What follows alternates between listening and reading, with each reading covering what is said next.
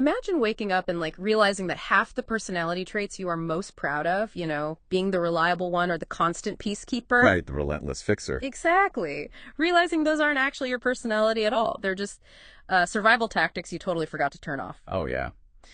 So, welcome to today's deep dive. We've got this really thought-provoking essay for you today by Orrie Karim, and it's titled Becoming Free in Midlife. Karim has this fascinating background in both psychology and divinity. Which really gives her this incredible dual lens on aging. It really does. So our mission for you today is to reframe midlife, not as a decline, but as a deliberate release of absolutely everything you no longer need to carry. And what stands out immediately is that this release, it doesn't arrive like some loud, triumphant celebration. Karim describes it as a really quiet internal decision. Yeah. It's the moment you finally stop negotiating with things that cost you your peace. But to get there, her psychological training points out that we first have to recognize what is actually exhausting us. Okay, let's unpack this.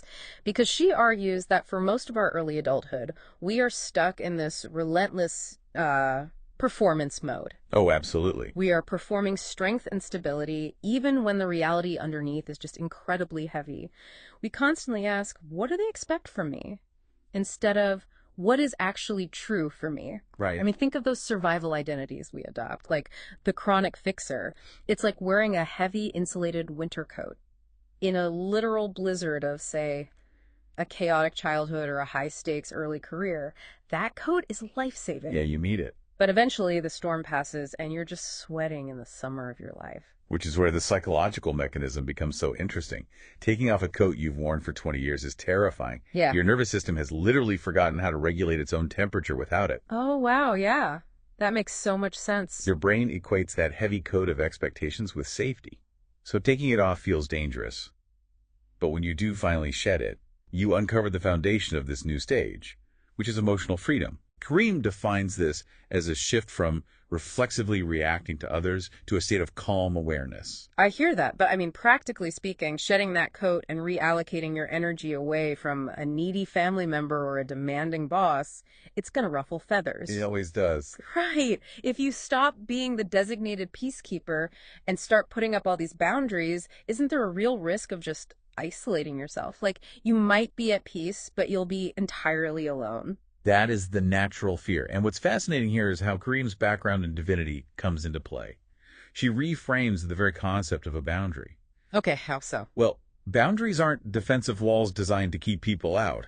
They are architecture. Oh, I like that. Yeah, they are the structural, load-bearing pillars of what you will and won't carry anymore.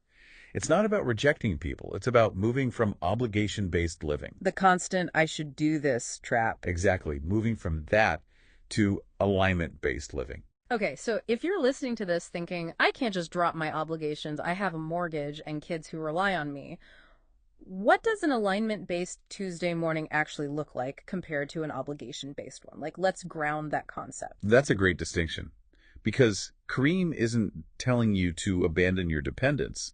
She separates true responsibility from assumed emotional labor. Right. So an obligation-based Tuesday morning means you're managing your kids' schedules while also agonizing over your coworker's bad mood and trying to fix it.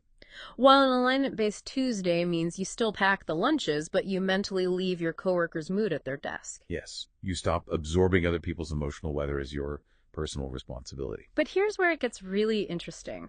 Establishing that architecture feels terrible at first, and Karim doesn't shy away from that. No, she doesn't. If boundaries are just architecture, why does building them feel so awful? She says clarity actually demands discomfort before it ever brings peace. Because clarity forces you to see the reality of your environment. Once you clearly define your psychological boundaries, you suddenly illuminate all the, one-sided relationships and draining habits that were feeding off your lack of boundaries. And once those imbalances become visible, you simply cannot unsee them. No, you really can't. That's when time becomes intensely intentional. You realize that time spent betraying yourself to appease others isn't harmless. It's actively draining your life force. At this stage, your own peace finally becomes infinitely more valuable than a room full of approval. It's a profound internal pivot.